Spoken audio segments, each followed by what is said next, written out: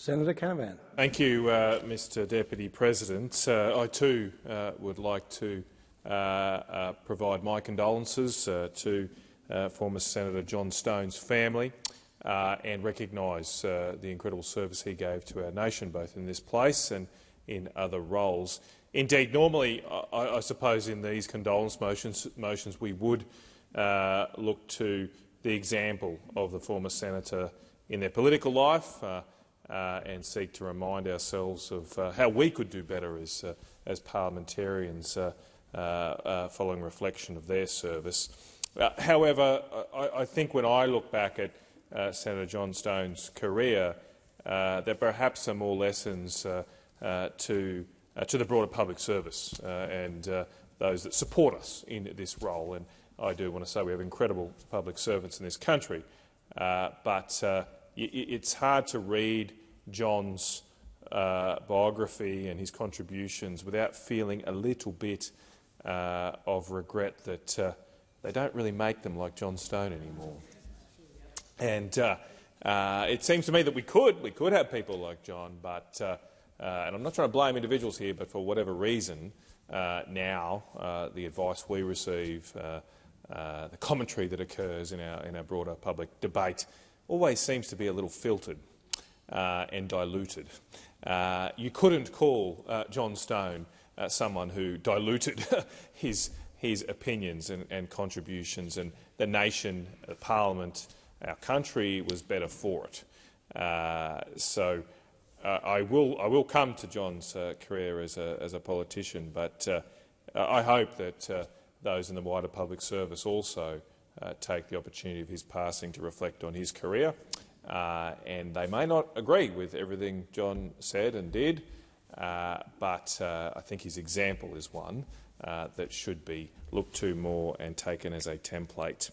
Another thing that struck me when I read through John's incredible biography is that just reading his biography gives you a very good grounding in post-war economic policy in this country. He was involved in almost every major economic debate and decision that occurred in the post-war period. It was an incredibly important and crucial period for Australia's development. I hope it doesn't get forgotten in our history, because things have moved on somewhat from that period, but there are a lot of lessons in it. Just to mention a few things, John was integral perhaps in pushing back in some of the recommendations in the Vernon report in the mid-1960s. That's something that's perhaps a bit lost to our history. I do have copies in my office if anyone would like to read them. Very big. They don't really write reports like that either anymore. But John, those reports effectively are called for more planning and control, government control of the Australian economy, and John, along with some others in the Treasury Department, pushed back against some of the worst abuses of that, or what would have been the worst abuses.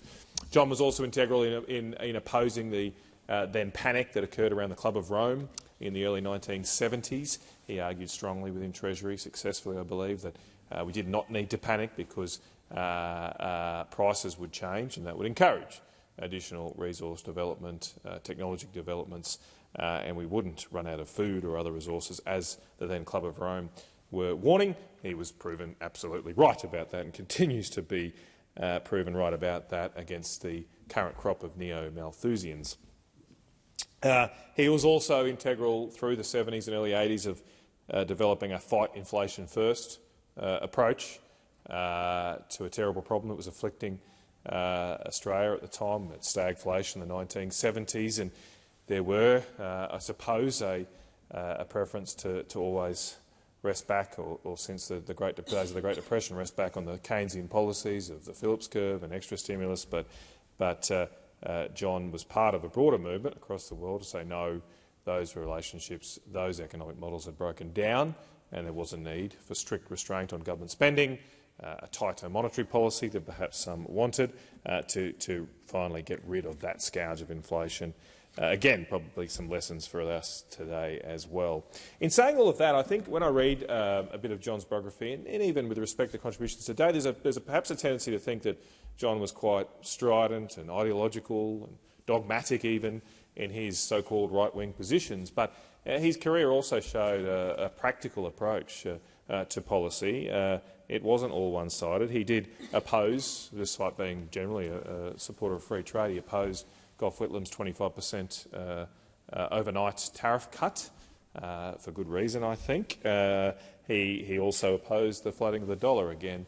As he explained later, he opposed the urgent and sudden adoption of that policy rather than necessarily the direction itself.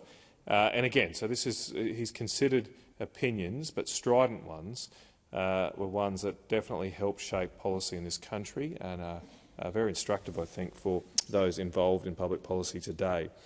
Now, he did, as has been described, decide to become a Nationals Party senator, despite, I think, never having voted for the Nationals Party, or as Senator Smith mentioned, I don't think he'd even lived there before. Perhaps he'd visited Queensland before he became a senator. I probably had. But he was welcomed with open arms into the Nationals Party. He contributed significantly to the development of a flat tax policy. So I'm going to go back and read now that I've read that. It's time, Senator Smith. I'm not sure yet, but it should stay on in people's minds at least.